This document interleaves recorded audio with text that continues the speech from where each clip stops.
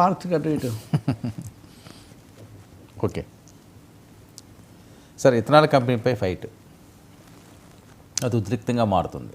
ఇది గద్వాల్ జిల్లా, అవును, పెద్ద ధన్వాడ, జోగులాంబ గద్వాల్ జిల్లా.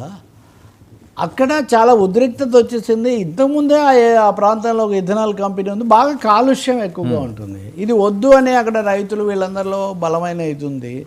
దీంట్లో మళ్ళీ అంబలంలో కుంభమని ఆ ఫ్యాక్టరీ పెట్టేవాళ్ళు తెలుగుదేశం పార్టీకి చంద్రబాబు నాయుడుకు సన్నిహితులట. ఈ మధ్య ఈ అంశం కూడా తెలంగాణ రాజకీయాల్లో తరచూ వస్తూ ఉంది కదా. కాబట్టి ఈ ప్రభుత్వం పని కట్టుకొని వాళ్ళని తీసుకొని వస్తూ ఉంది అని ఒక బీఆర్ఎస్ వాళ్ళు చాలా ఎక్కువ రాశారు వాస్తవంగా ఇది. కానీ రైతులు, ప్రజా సంఘాలు వీళ్ళ నుంచి నిరసన వచ్చినప్పుడు ప్రశాంతంగా వాళ్ళతో చర్చించి ఉండాల్సింది. రెండోది వీలైతే అక్కడ లేకుండా, కాలుష్యం లేకుండా చూడాల్సింది. ఇప్పుడు కర్నూలులో కూడా రాయలసీమ అల్కలిస్తారు ఈ మధ్య అభిప్రాయ సేకరణ, దౌర్జన్యము ఇట్లాంటివి జరిగాయి. ఇదేమో అది కర్నూలు అంటే ఆంధ్ర అనుకోండి, ఇది ఇక్కడ. దీంట్లో వాళ్ళు వద్దు అని చెప్తున్నా కానీ రాత్రికి రాత్రి ఈ యంత్రాలు దింపారు. సో రాత్రికి దింపి పనులు ప్రారంభిస్తే పొద్దున్నే 12-14 గ్రామాల ప్రజలు అక్కడికి పోయారు. వాళ్ళను అనుమతించకుండా ఉద్రిక్తత పెరిగేసరికి వాళ్ళకి ఆ కోపంలో ఆ జేసీబీని కూడా తగలబెట్టారు.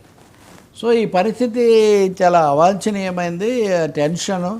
ఇప్పుడు ఇది మళ్ళీ కార్పొరేట్లకు రాంగ్ సిగ్నల్ వెళ్తుందంటారు మన వాళ్ళు. ఇప్పుడు అదే కదా ఇందాక ఆంధ్రప్రదేశ్ గురించి చెప్పింది కూడా ఈజ్ ఆఫ్ డూయింగ్ బిజినెస్ అట. ఈజ్ ఆఫ్ డూయింగ్ బిజినెస్ అంటే పని గంటలు పెంచాలి, కాలుష్యాన్ని అనుమతించాలి, అన్ని చట్టాలు తీసేసేయాలి అంటే అది కాదండి. ఈజ్ ఆఫ్ డూయింగ్ బిజినెస్తో పాటు is of working, is of living కూడా ఉండాలి.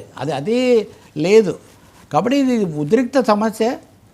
అంతకుముందు కూడా మీరు చూస్తే లగచర్ల ఘటన కూడా జరిగింది, 2-3 జరిగాయి ఇప్పటి తెలంగాణలో. రేవంత్ గవర్నమెంట్ మరి వీటిని జాగ్రత్తగా తీసుకోవడం, వాళ్ళు కూడా ఏకపక్షంగా కార్పొరేట్ చొరబాటు దీన్ని అరికట్టడం, ఇది చాలా ముఖ్యం. సార్, అవినీతిపై సీజే గవాయ్ వార్నింగ్